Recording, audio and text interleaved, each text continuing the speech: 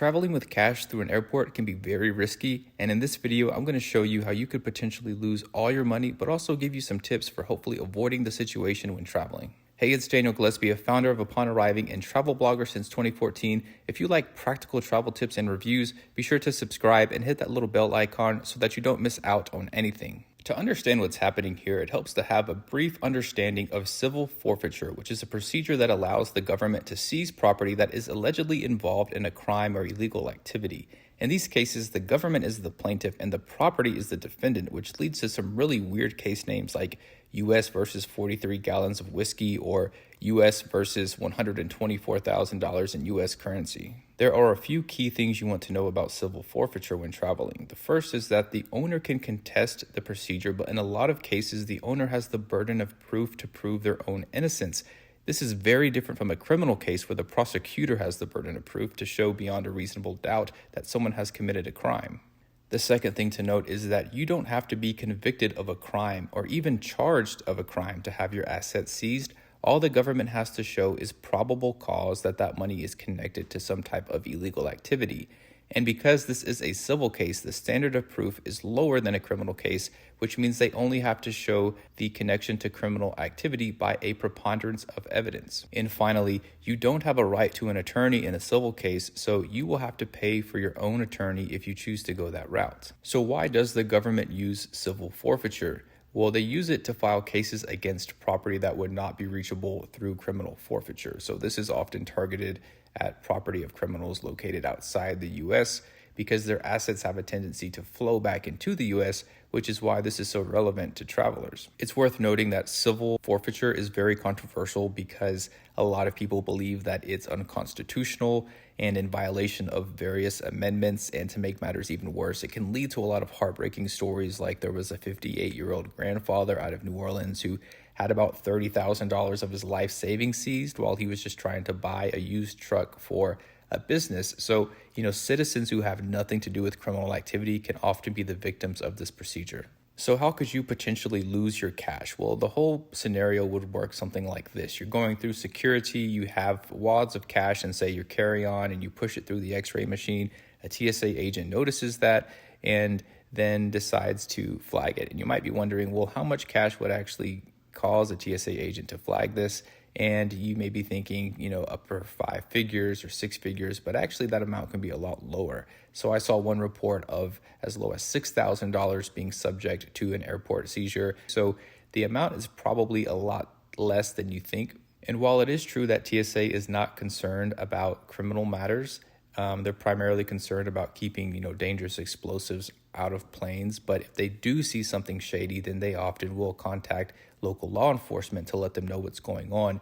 And in a case like this, the local police officers could then contact their pals over at the DEA or the FBI, who will then come in to investigate. So this process could happen at the security checkpoint. You could be taken aside, or they could let you through, and then you could be hanging out, say, at the gate, waiting for your plane to take off, and then you could be approached by a DEA agent who wants you to come in for questioning. Now, if you are subject to questioning, the number one thing that they're trying to establish is probable cause that the money you have is derived from or associated with some type of illegal activity. And the way they go about establishing that probable cause will vary. Sometimes it's just a matter of how you're responding to their questions. Like, does your story line up? Do you have an adequate explanation as to why you're carrying around so much cash?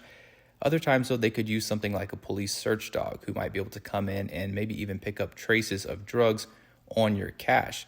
Now, that type of thing could be a problem because there are studies like one done in 2009 by the University of Massachusetts Dartmouth who found that 90% of banknotes contained traces of cocaine, and other studies have shown drugs like methamphetamine, codeine, and amphetamines to be found on a lot of currency. So that just goes to show that there are some very questionable things when it comes to establishing probable cause for these civil forfeiture cases. So if your money is seized, is there any way for you to get it back? Well, the answer to that question is yes, but potentially at a great cost. The first thing you have to think about is attorney's fees. So chances are you're going to want an attorney to defend you in a case like this, but the problem is those attorney fees could easily stack up to be, 5 figures. And if you're only trying to get, say, $7,000 back that was seized, then, is it worth it to spend $10,000 to get $7,000 back? Another issue is just the time and the energy. These proceedings can go on for several months, and it can be a very stressful, very draining experience for a lot of people, and they may not necessarily want to put themselves through something like that. But a big problem here is that a lot of people just don't get all of their money back. So a lot of times you may only get a portion of your funds back, or the government might even try to strike a deal with you where they offer you something like 50% of your money back. And perhaps what's most discouraging out of all of this is that you don't usually stand a good chance of success. So a March 2017 study by the Justice Department's Office of Inspector General actually reported that over the course of 10 years, the DEA only returned money in 8% of cases. Now, that probably has a lot to do with the fact that some people just thought it was a lost cause to defend their case, and maybe they didn't even show up, so there was essentially a default judgment.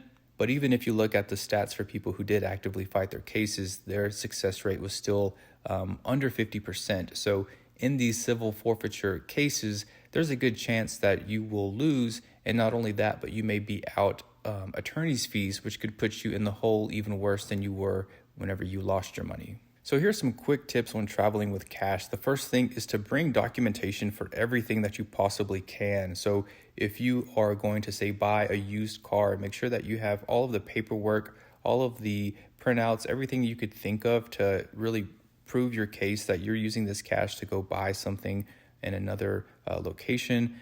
Another thing is to avoid traveling with anything that would be questionable or illegal. So even if you were, say, traveling between two states where marijuana is legal, if they found you with a whole lot of cash and that marijuana, they could easily build their case that you are somehow involved in the drug trade. Another thing is to consider your criminal history. I mean, imagine yourself being questioned by a DEA agent who pulls up your background and finds out that you have a history of drug offenses or money laundering.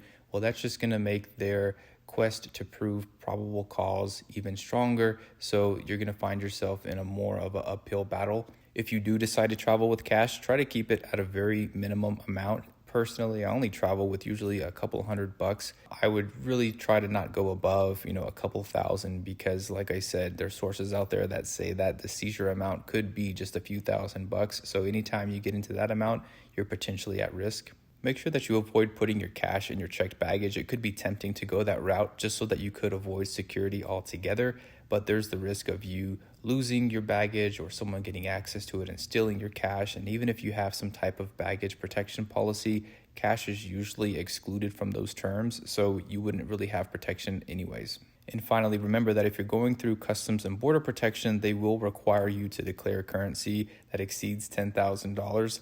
And if you don't declare that, you for sure could lose all of that. So that's one of the biggest mistakes people make. So overall, I would recommend not traveling with cash because the standard of proof to connect you to criminal activity is just too low and just really too easy to prove.